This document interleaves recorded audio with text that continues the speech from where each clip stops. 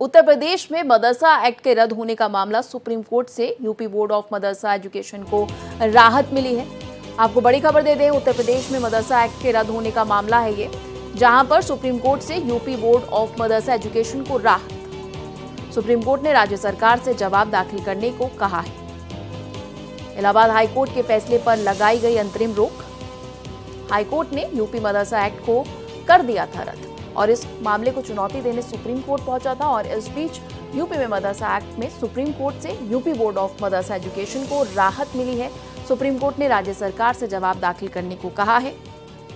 Allahabad high court के फैसले पर लगाई गई है अंतरिम रोक। हाईकोर्ट ने यूपी मदरसा एक्ट को रद्द कर दिया था। तो उत्तर प्रदेश से बड़ी अपडेट आपको दे रहे हैं, जहां पर मदरसा एक्ट को लेकर इलाहाबाद हाईकोर्ट के फैसले को सुप्रीम कोर्ट में चुनौती दी गई और सुप्रीम कोर्ट से राज्य सरकार को जवाब दाखिल करने के लिए कहा गया है। और फिलहाल इलाहाबाद हाईकोर्ट के फैसले पर अंतरिम रोक लगा दी गई है। हाईकोर्ट ने यूपी मदरसा एक्ट को रद्द कर दिया था, जिसको चुनौती दी गई और यूपी में मदरसा एक्ट के रद्द होने का ये मामला, जहां पर सुप्रीम कोर्ट से UP board of Madrasa education को राहत मिली है। सुप्रीम कोर्ट ने राज्य सरकार से जवाब दाखिल करने को कहा है। इलाहाबाद हाईकोर्ट के फैसले पर अंतरिम रोक लगाई गई है। हाईकोर्ट ने यूपी मदरसा एक्ट को रद्द कर दिया था।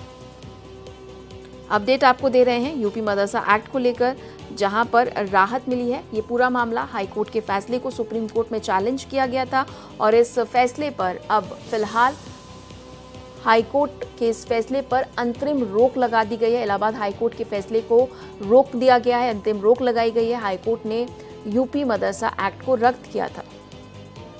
तो चलिए आपको बताते हैं कि मदरसा की अगर बात की जाए तो क्या कुछ हाल है। मदरसों में 9,500 शिक्षक हैं। यूपी में करीब 16,000 मदरसे हैं और इसमें कुल 13 लाख से ज्यादा छात्र हैं। मदरसों की अगर बात की जाए तो यहाँ पर 9,500 शिक्षक जो हैं वो पढ़ाते हैं। गैर मान्यता प्राप्त 16,000 मदरसों को बंद कराया गया था। शिक्षा बोर्ड से मान्यता नहीं होने पर मदरसे बंद हुए थे। बच्चों के भविष्य के लिए सरकारी स्कूल में होगा एडमिशन। जिला स्तरीय 5 सदस्यीय कमेटी का किया गया था गठन। बच्चों के भविष्य के लिए सरकारी स्कूल में होगा एडमिशन। जिला स्तरीय 5 सदस्यीय कमेटी का किया गया गठन। कमेटी मदरसों का चिन्हीकरण कर बच्चों का कराएगी एडमिशन। मुख्य सचिव दुर्गा शंकर मिश्रा ने जारी किए थे निर्देश। तो आपको जानकारी हम दे रहे हैं मदरसों को लेकर उत्तर प्रदेश में क्या कुछ एक्शन हुआ, उसके बाद सुप्रीम कोर्ट से राहत मिली है। आपको जानकारी दे दें, मदरसों पर यूपी सरकार का चाबुक। गैर मान्यता प्राप्त 16,000 मदरसों को बंद किया गया था। मानक पूरा करने वाले मदरसे शिक्षा बोर्ड से जुड़ेंगे। शिक्षा बोर्ड से मान्यता नहीं होने पर मदरसा बंद होगा। बच्चों के भविष्य के लिए सरकारी स्कूल में होगा एडमिशन। जिला स्तरीय 5 सदस्यीय कमेटी का किया गया था गठन। कमेटी मदरसों का चिन्हीकरण कर बच्चों का एडमिशन कराएगी। मुख्य सचिव दुर्गा शंकर मिश्रा ने जारी किए निर्देश। तो उत्तर प्रदेश में मदरसों का हाल आपको जानकारी हम दे रहे हैं आप, और इस बीच आपको ये जानकारी दे दें कि राहत मिली है सुप्रीम कोर्ट से। हाईकोर्ट के फैसले को फिलहाल अंतरिम रोक लगा दी गई है। अवैध मदरसों पर यूपी सरकार का चाबुक था। और इस बीच आपको जानकारी देते हैं यूपी में कितने मदरसे हैं।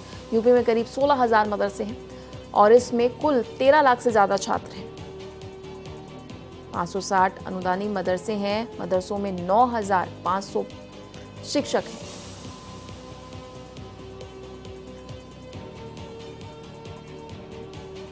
इस पूरे मामले में ज्यादा जानकारी के लिए रुक कर लेते हैं सहयोगी राकेश सिंह का। राकेश, हाईकोर्ट के फैसले को सुप्रीम कोर्ट ने फिलहाल रोक दिया है, बड़ी राहत, क्या कुछ अपडेट? जी बिल्कुल, देखिए जो UP board of Madrasa education act था उसको इलाहाबाद हाईकोर्ट की लखनऊ बेंच ने असंवैधानिक करार दिया था। आज सुप्रीम कोर्ट ने मदरसा बोर्ड की याचिका पर जो फैसला था इलाहाबाद हाईकोर्ट की लखनऊ बेंच का, उस पर अंतरिम रोक लगा दी है।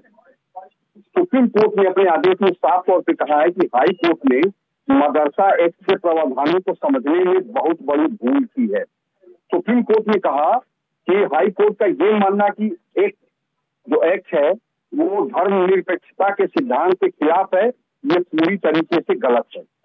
सुप्रीम कोर्ट ने साफ तौर पे अपने आदेश में ये भी कहा है कि इसमें जिस तरीके से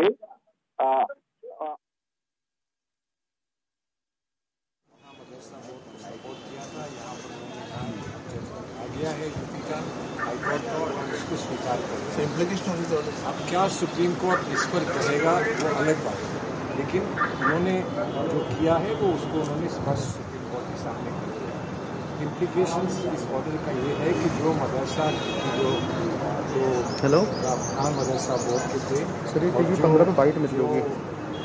वहाँ की प्रक्रिया थी मदरसे में TV15 रिसीवर 4 वो मदरसों में शिक्षा की प्रक्रिया जो है वो जारी रहेगी जब तक कि इस पर पूरा फैसला नहीं। यानी पुराना नियम फिर से लागू रहेगा सर, हाईकोर्ट के फैसला आने तक? हाईकोर्ट का फैसला नहीं, अब सुप्रीम कोर्ट का फैसला होगा। जो हाईकोर्ट के फैसले ने किया था उसको अभी सुप्रीम कोर्ट ने उस पर रोक लगा दी है। जुलाई में जानकारी हम दे रहे थे कि किस तरह से हाईकोर्ट के फैसले को फिलहाल सुप्रीम कोर्ट ने उस पर अंतरिम रोक लगा दी है। एक बार फिर रुक करते हैं सहयोगी राकेश का। राकेश, आप अपनी बात पूरी करें।